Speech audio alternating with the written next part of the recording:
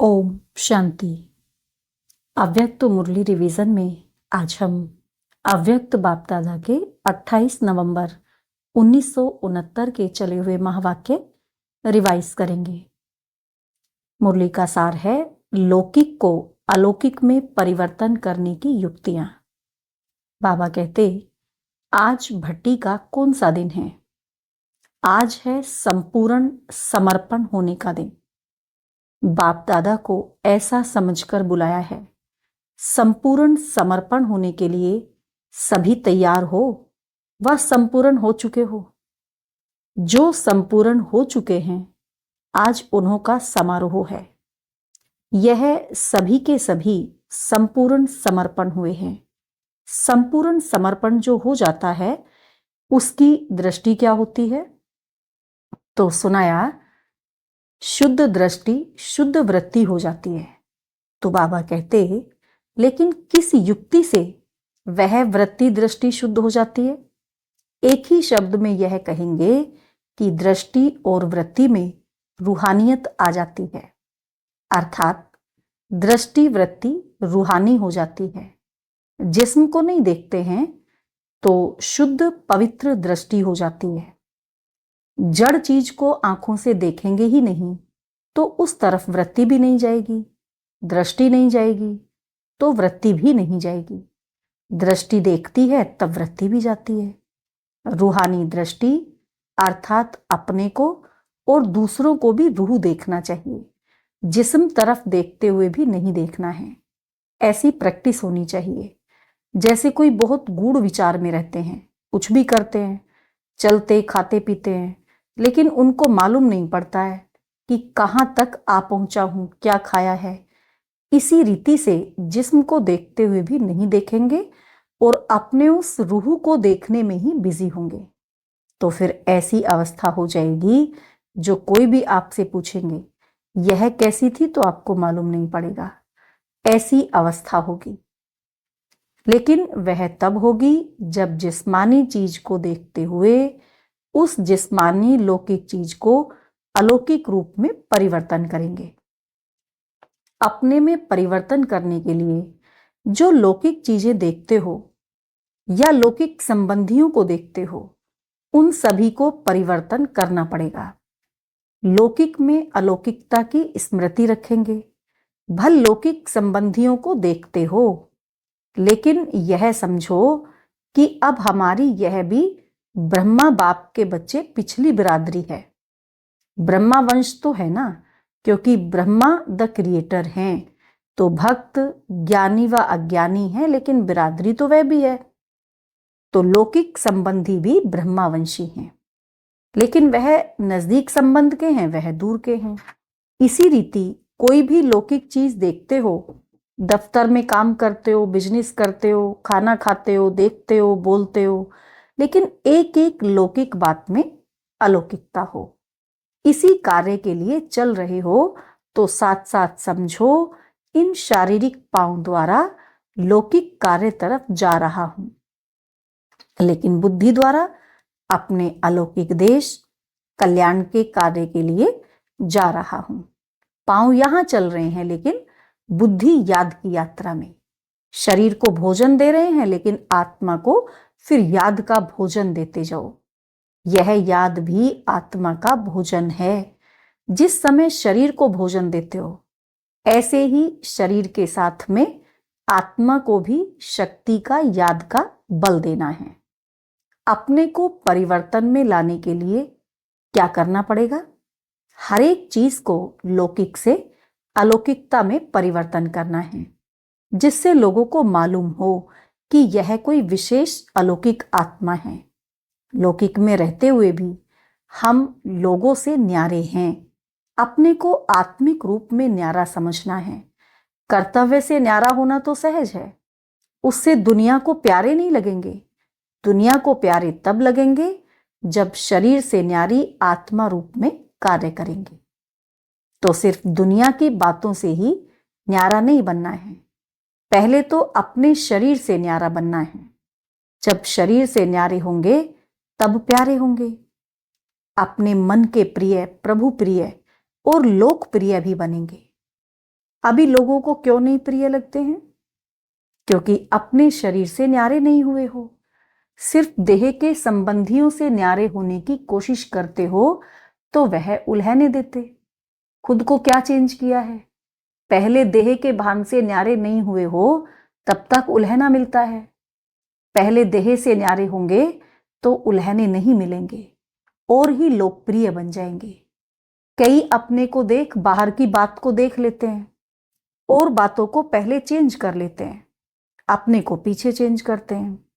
इसीलिए प्रभाव नहीं पड़ता है। प्रभाव डालने के लिए पहले अपने को परिवर्तन में लाओ।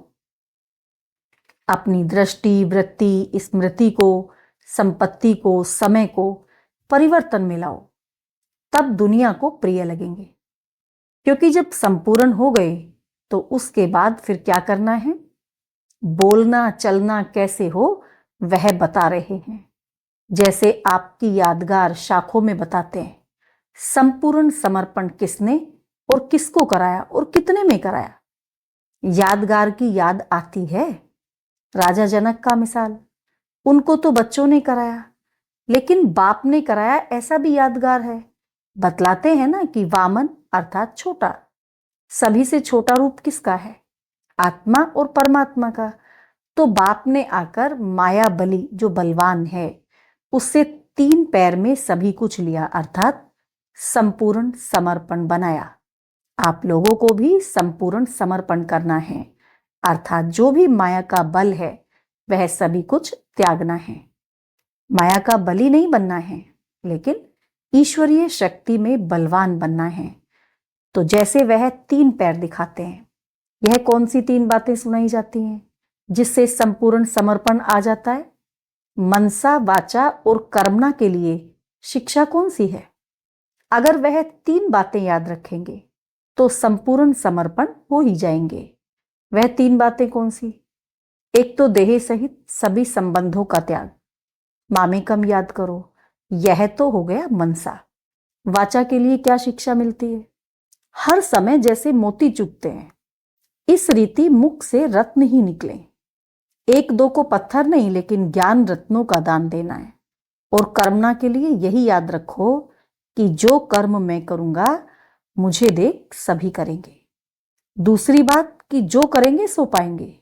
यह दोनों बातें याद रहने से कर्मणा में बल मिलता है, अर्थात जो सभी के संपर्क में आते हैं उसमें बल मिलता है। समझा?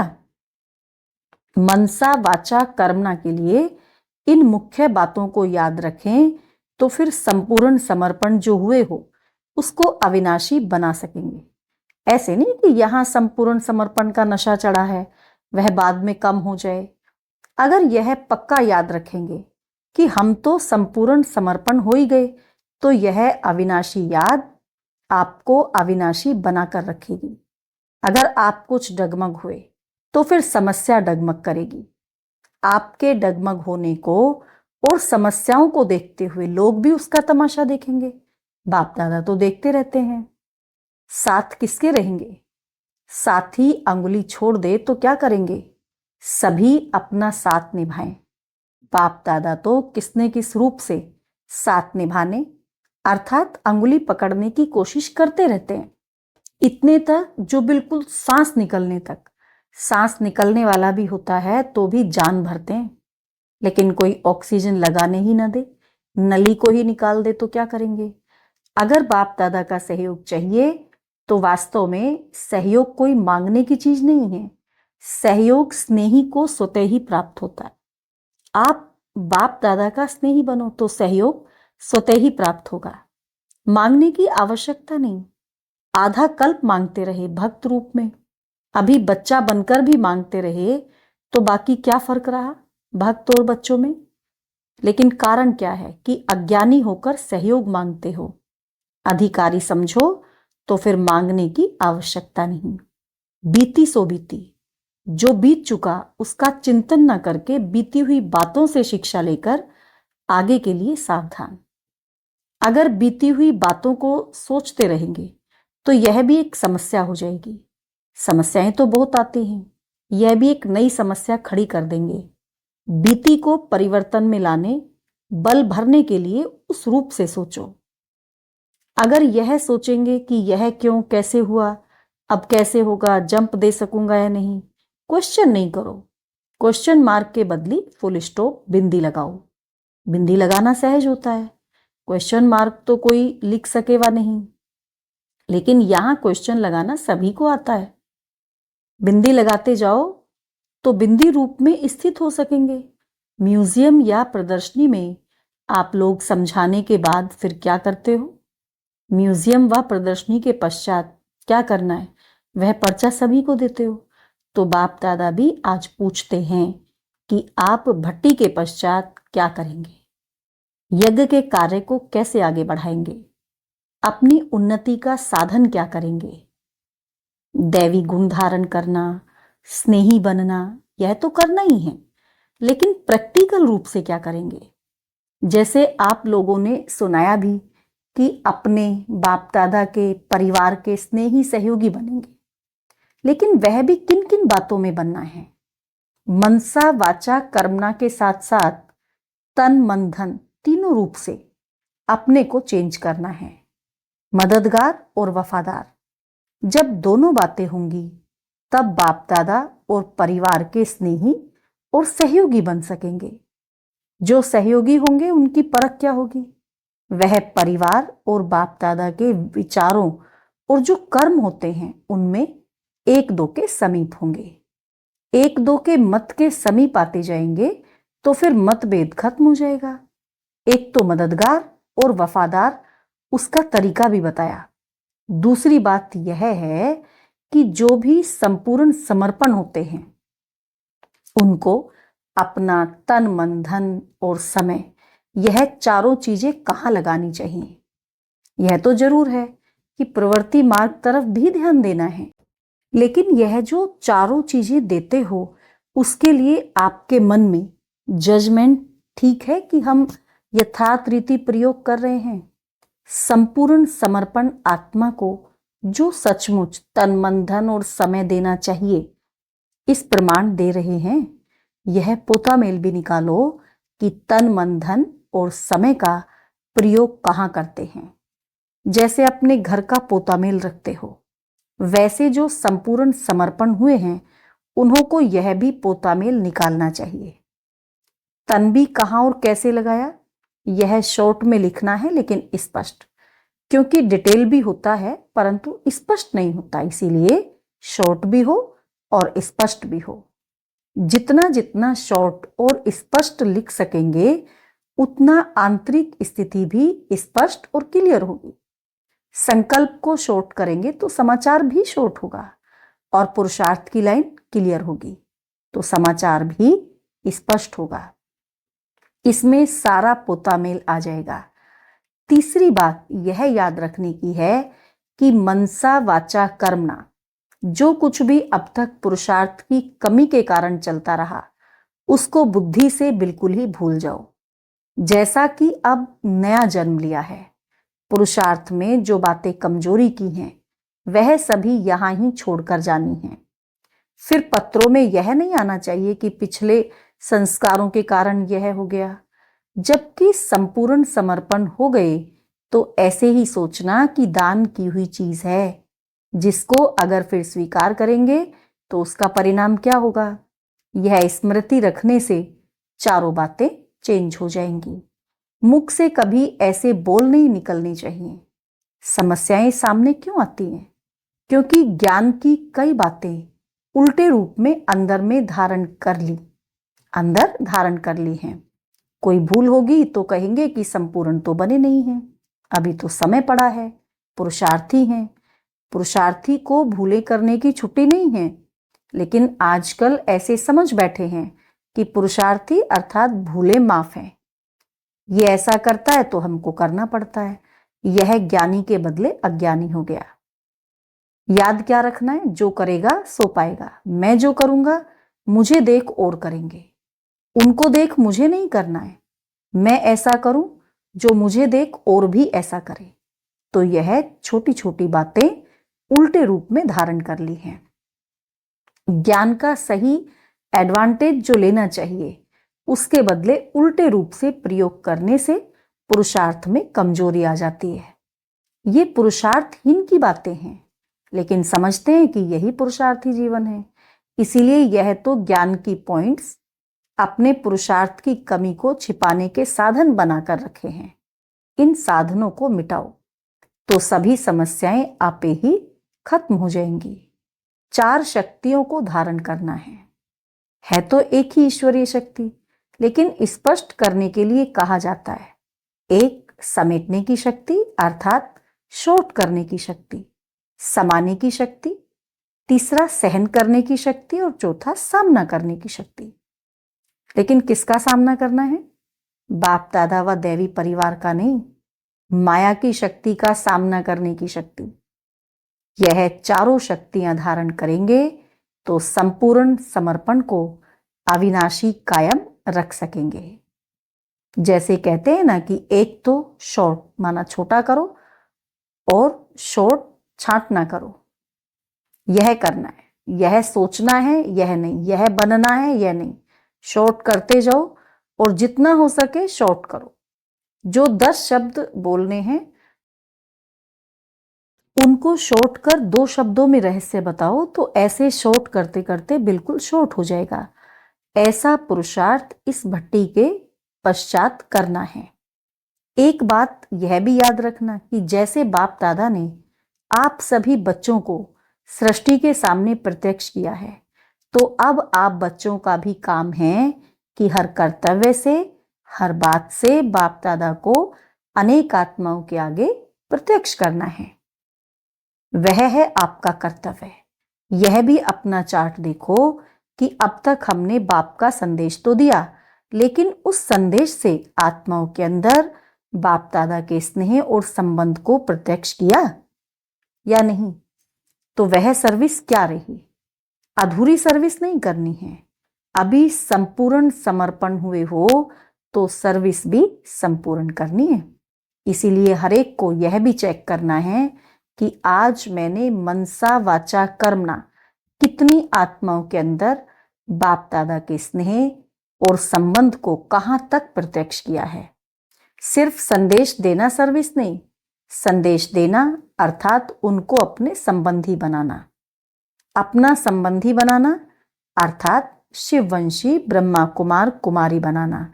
यह है अपना संबंधी बनाना। अपना संबंधी तब बनाएंगे जब उनको स्नेही बनाएंगे। स्नेही बनने से संबंधी बन जाएंगे। सिर्फ संदेश देना तो चीटी मार्ग की सर्विस है, यह विहंग मार्ग की सर्विस है। दुनिया के अंदर यह आवाज फैलाओ कि बाप दादा अपने कर्तव्य को कैसे गुप्त वेश में कर रहे हैं। उनको इस स्नेह संबंध में लाओ। हैं तो सभी आपके संबंधी ना, तो संबंधियों को अपना संबंध याद दिलाओ। बिछुड़ी आत्माओं को स्नेही बनाओ। अभी सर्विस का गुप्त रूप चल रहा है, प्रत्यक्ष रूप नहीं चल रहा है। म्यूजियम में आते हैं, बाहर का प्रत्यक्ष रूप और चीज है, लेकिन सर्विस का रूप अभी गुप्त है। सर्विस का रूप जब प्रत्यक्ष होगा तब प्रत्यक्षता होगी। सर्विस कैसे वृद्धि को पाए, उसके लिए नए नए प्लान्स भी बनाओ। आवाज कैसे हो, बेधड़क होकर सूचना देने, संदेश देने के लिए जाओ। प्रदर्शनी भी करते जाओ, लेकिन बाद में उनको जो कहते हो वह तुम भी करो। आपस में मिलकर सोचो। दुनिया को यह कैसे मालूम हो कि अभी समय क्या है और कर्तव्य क्या हो रहा है। किसी भी रीति आवाज पहुंच जाए। पेपर द्वारा सर्विस होनी चाहिए, वह हुई नहीं है। एक संगठन के रूप में एक दो को समझ सहयोगी बन बेहद की सर्विस में बेहद का रूप लाना है। इस ग्रुप में इमर्ज रूप में सभी को यह उमंग है कि जैसे बाप दादा चाहते हैं वैसे ही हम 100% करके दिखाएंगे। जैसे यह इमर्ज रूप में है पूरा हो जाएगा।